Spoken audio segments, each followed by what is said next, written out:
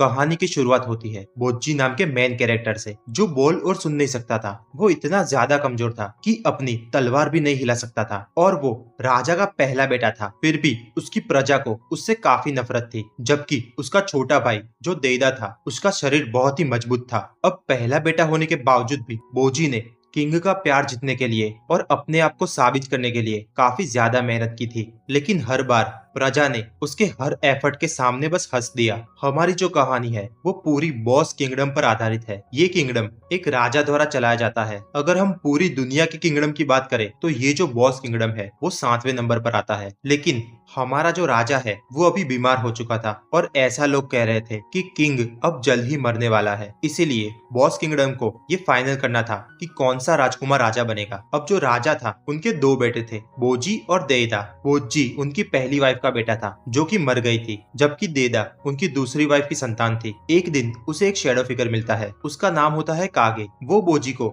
उसके महंगे कपड़े और सामान देने को कहता है। बोजी बेचारा तुरंत अपने कपड़े उतारकर उसे दे देता है। बाद में हमें पता चलता है कि वो शैडो एक शैडो क्लैन का मेंबर था जो उनके चुने हुए मास्टर के प्रति काफी गहरी निष्ठा रखते हैं। लेकिन कुछ साल पहले शैडो क्लैन पर गद्दारी का इल्जाम लगाया गया था, इसीलिए पूरे क्लैन को पकड़कर मार दिया गया। लेकिन जो कागे था वो भाग गया था, इसलिए वो आज भी जिंदा है। जब बोजी उस कागे को अपने सारे कपड़े और सामान दे देता है तो वो तुरंत अपने राज्य में लौट जाता है। ये देखकर कागे भी बड़ा हैरान हुआ था कि एक ऐसा लड़का भी है जो बिना हिचक के अपना सारा सामान मुझे दे गया। अब बोजी जब किंगडम में वापस आ रहा था तो सारी प्रजा उसे देखकर हंसती है, क्योंकि सबको पता था कि बोजी बोल और सुन नहीं सकता। हमारे राजा बॉस को भी पता था कि बोजी को सब कमजोर समझते हैं, इसीलिए उसकी ट्रेनिंग के लिए उन्होंने एक रॉयल गार्ड हायर किया था। लेकिन बोजी की हाइट बहुत कम थी और कमजोर शरीर की वजह से वो हर बार अपने भाई से हार जाता था। जहाँ पर देदा की युद्ध क्षमता काफी अच्छी थी, दामस नाम का जो रॉयल गार्ड था वो भी देदा की युद्ध कलाओं से काफी प्रभावित था। अब देदा से लड़ने के बाद बोजी घायल हो जाता है और उसके हाथों और पैरों में काफी चोट लगती है। कागे हमेशा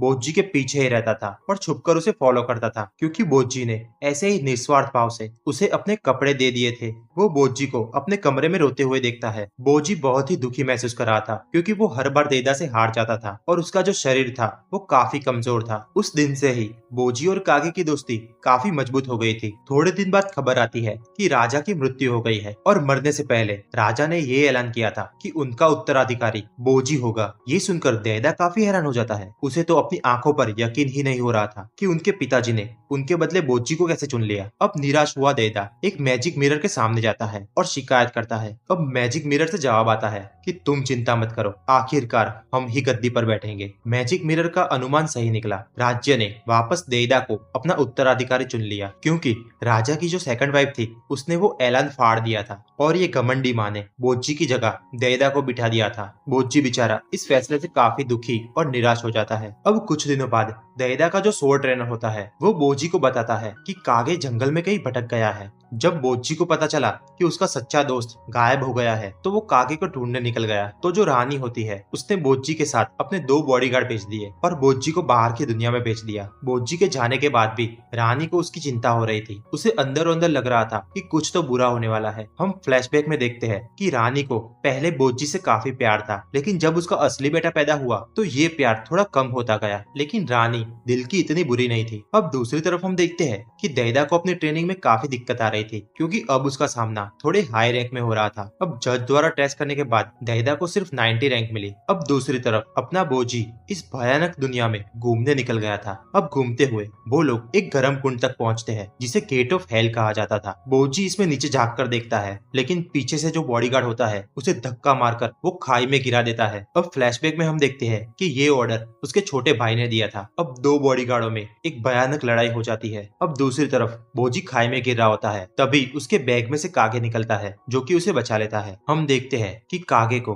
देदा का जो सोल्जर होता है उसी ने भेजा था और उसी के कारण आज बोजी की जान बच गई थी। अब कागे उसे बताता है कि चलो मेरे साथ आओ, और वो दोनों गेट ऑफ हेल के एक गुप्त मार्ग से नीचे तक जाते हैं। अब वो दोनों नीचे जा ही रहे थे कि अचानक से धुएं की वजह से वो दोनों बेहोश हो जाते हैं। कुछ सैनिक उन्हें उठाकर अंडरवर्ल्ड के रॉयल पैलेस में ले जाते हैं। उसी दौरान देदा अपने किंग के शरीर से पावर्स निकालने के लिए कुछ रिचुअल्स कर रहा था। राजा के शरीर से एक मैजिक पोशन निकाला गया, जिस पोशन की मदद से देदा अपने राजा जितना ताकतवर हो सकता था। लेकिन मिरर के कुछ कहने की वजह से वो संदेह में आ जाता है और वो पोशन को फेंक देता है। देदा जैसे ही वहां से निकलने वाला था, एक कमांडर आता है और उसे मारने की कोशिश करता करता है। ये कमांडर जो था वो किंग का काफी वफादार था, लेकिन इस कमांडर की कोशिश को वो मिरर रोक देता है। हम देखते हैं कि ये मैजिक मिरर एक मिरांजो नाम की लेडी के अवतार में था। ये जो मिरांजो लेडी थी वो राजा की काफी अच्छी दोस्त थी। अब ये जादुई आईना उस कमांडर को अपने वश में कर देता है। अब ये कमांडर दैदा को बेहोश कर देता है और उसे किंग का पोषण पीने पे मजबूर कर देता है। दोस्तों,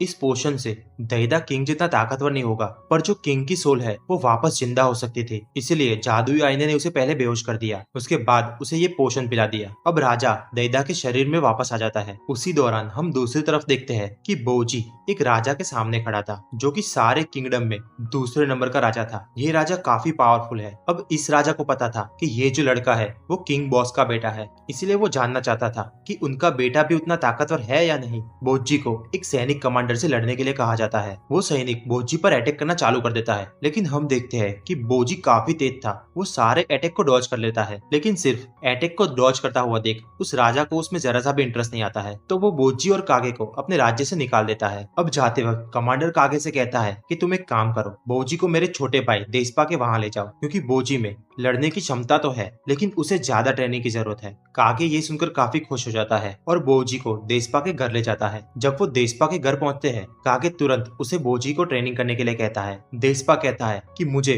बहुत सारा माल चाहिए तो ही मैं इसको सिखाऊंगा। अब ट्रेनिंग की शुरुआत होती है। देशपा उसे बताता है कि तुम्हारा जो शरीर है वो काफी कमजोर है, तो पहले हमें तुम्हारे शरीर को मजबूत करना होगा। देशपा कहता है कि तुम चिंता मत करो, अब मैं आ गया हूँ, अब मैं तुम्हें पूरी ट्रेनिंग दूंगा। अब कई हफ्तों तक बोजी देशपा के साथ इंटेंस ट्रेनिंग करता है। इस ट्रेनिंग का परिणाम ऐसा था कि कागे ने एक बार देखा कि बोजी एकदम आसानी से ही एक बड़े से पत्थर को तोड़ देता है। फिर हम एक फ्लैशबैक देखते हैं जिसमें हमें बताया जाता है कि बोजी का आकार इतना छोटा, उसका शरीर इतना कमजोर और उसकी ताकत इतनी कम क्यों है, क्योंकि एक बार एक राक्षस के साथ राजा का एक सौदा हुआ था, जिस सौदे में राजा को बहुत सारी पावर मिलने वाली थी। तब जो राक्षस होता है वो राजा से अपना कुछ बलिदान मांगता है। वो डीमन बताता है कि मुझे एक बच्चा चाहिए जिससे मैं पावर पा सकूं। अब रानी को पता चल जाता है कि ये जो बॉडीगार्ड है उसने बोजी को मारने की कोशिश की थी, तो वो काफी गुस्सा हो जाती है। वो इन बॉडीगार्ड को मौत की सजा सुनाती है, लेकिन मौत की सजा पूरी होने से पहले ही वहाँ पर राजा बॉस आ जाते हैं और वो कहते हैं कि अभी बोजी जिंदा है और वो कहीं पर ट्रेनिंग कर रहा है। उसके बाद दोनों बॉडीगार्ड को फांसी की सजा से तो हटा दिया गया, लेकिन राज्य से निकाल दिया गया। अब जब रानी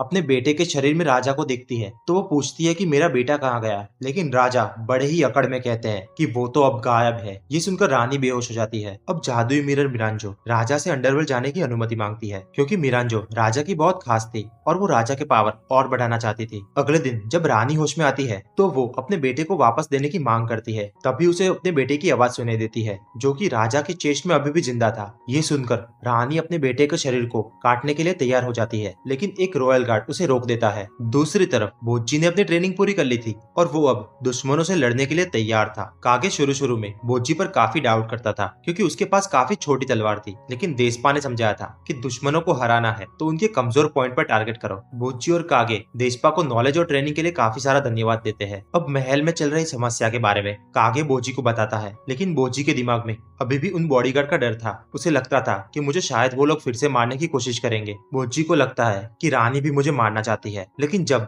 वो बचपन को याद करता है तो उसे रानी में अपनी माँ दिखाई देती है और आखिरकार वो महल में जाने के लिए। अब दूसरी तरफ अंडरवर्ल्ड की जेल में हम देखते हैं कि आओकेन नाम का एक कैदी डीमन से सौदा करता है और इमोर्टल बन जाता है। अब किंग देशा देखता है कि आओकन जेल से भाग गया है। देशा को पता चलता है कि ये जो आओकन है वो बॉसी के पैलेस में जाने वाला है, तो वो सोचता है कि राजा बॉस पर हम हमला कर देते हैं और उनका राज्य ही हत्या लेते हैं। दूसरी तरफ हम देखते हैं कि आओकन से भागे हुए कैदी किंग बॉसी को कैप्चर कर लेते हैं और वहाँ के राज्य पर कब्जा जमा लेते हैं। इस बीच हमारा मेन कैरेक्टर बोजी भी देशा ने भेजी हुई अंडरवर्ल्ड की सेना के साथ मिल गया था। बोजी को नहीं पता था कि ये लोग हमारे किंगडम पर कब्जा करने आ रहे हैं। अब पैलेस के तरफ जाते वक्त उन्हें रास्ते में आओकन मिलता है। आओकन रास्ते के बीचों बीच वहाँ के सिटीजन को मार रहा था। अब अंडरवर्ल्ड का जो वॉरियर कमांडर होता है उसे देशपा ने बताया था कि कुछ भी हो जाए बोजी को आओकन से मत लड़ने देना, इसलिए कमांडर बोजी से कहते हैं कि तुम एक काम करो, पहले रानी को बचा के आओ, हम इसे संभालते हैं। जब बोजी पैलेस पहुंचता है तो वो देखता है कि उसके प्यारे दोस्त दो मुंह वाले सांप को एक बड़ा सा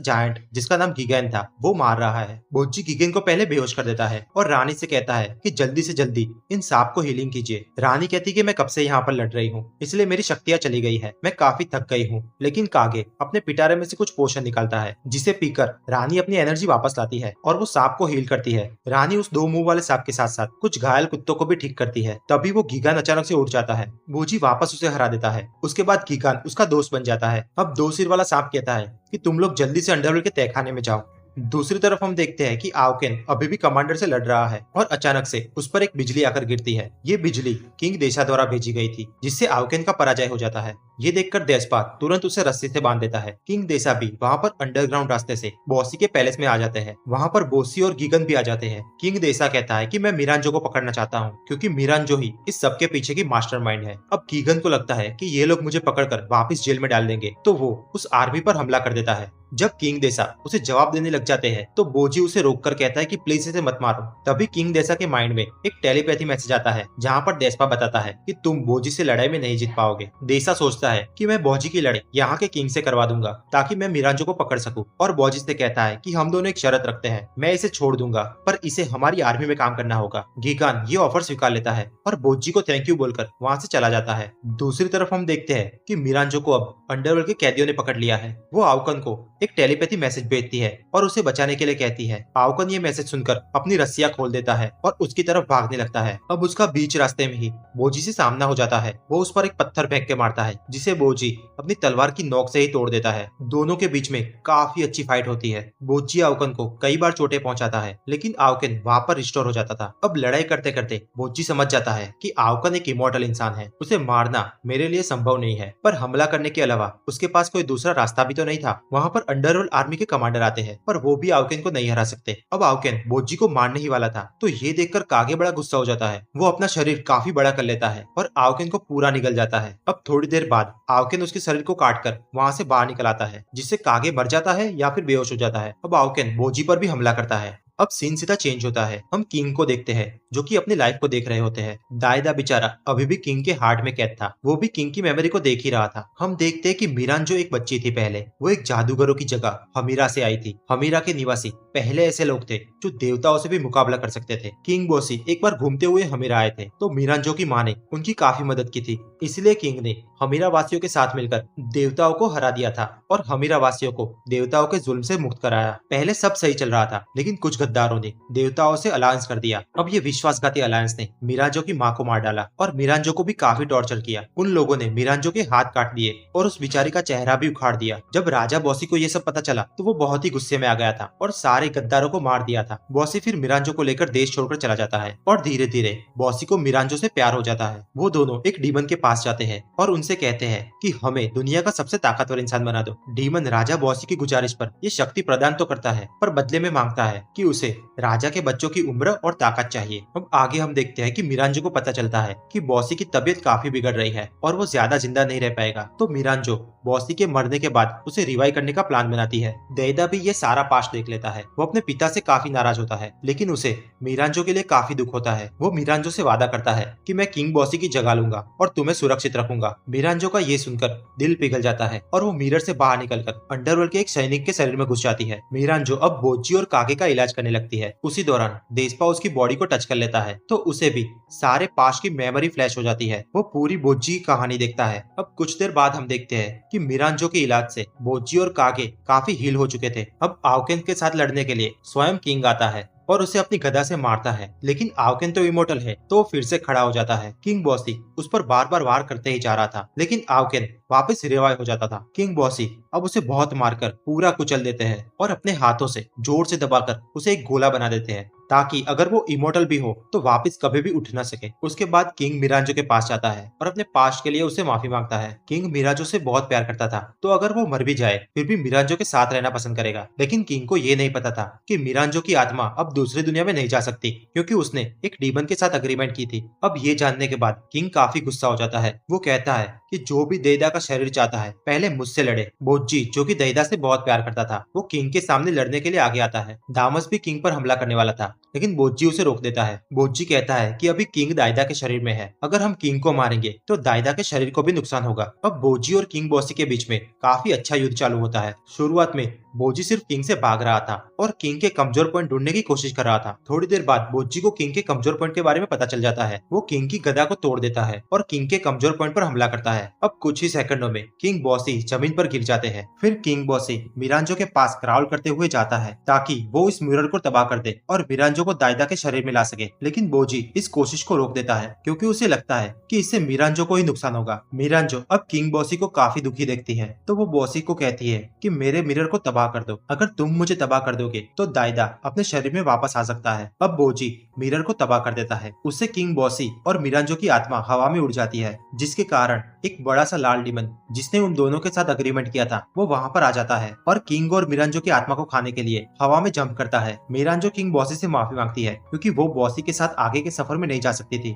अब कुछ ही सेकंडों में किंग देसा उस लाल डीमन पर अपनी बिजली से हमला करते हैं और अंडरवर्ल्ड की आर्मी का कमांडर उस डीमन के सर को काट देता है। देशपा उसका सिर पकड़कर कहता है कि मैं तुम्हारा सिर तभी लौटाऊंगा जब तुम मेरी एक विश पूरी करोगे। अब डेस्पा अपनी विश कहने ही जा रहा था कि तभी दैदा आगे आ जाता है और वो अपनी विश बताता है। दैदा चाहता था कि डीमन मिरांजो को वापस जिंदा कर दे। लाल डीमन अब अपना सिर वापस चाहता था तो वो तुरंत ही दैदा की विश पूरी कर देता है। इस प्रकार से दैदा ने जो मिरांजो को वादा किया था कि मैं उसकी रक्षा करूंगा वो भी पूरा हो जाता है। रानी भी काफी खुश हो जाती है क्योंकि उसके दो प्यारे बच्चे बच गए थे। रानी दोनों को गले लगाती है। अब अंत में ब्रांच पेरेंट्स के सभी लोग मिरांजो को उसके पिछले कामों के लिए माफ कर देते हैं और मिरांजो भी वादा करती है कि वो अपने आप को काफी बेहतर बनाएगी। उसके बाद दाइदा भी बोजी के सामने झुक जाता है और किंग का तख्त उसे वापस देता है। उस दिन से ही पब्लिक में अब बोजी की इज्जत काफी बढ़ गई थी। अब वो पहले जैसा कमजोर नहीं रहा था और सारे लोग भी अपने नए किंग को देखकर काफी खुश थे। कागी को लगता है कि मैं इन लोगों पर बोझ हूँ तो वो वहाँ से चला जाता है। अगले दिन जब किंग सेरेमनी होती है तो बोजी को पता चलता है कि कागे तो चला गया है। बोजी बेचारा कागे को पूरे पैलेस में ढूंढता है। बोजी सबकी नजरों में एक राजा बन चुका था,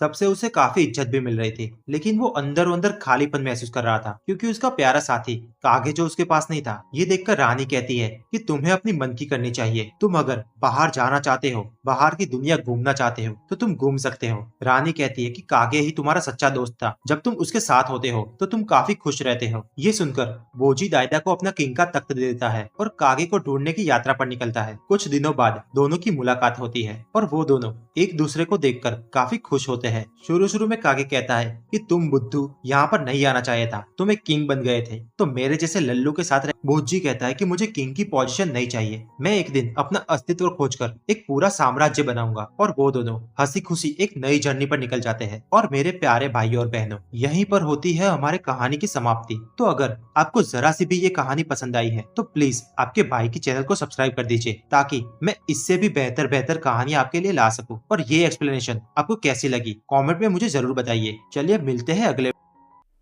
bye bye bye bye bye bye.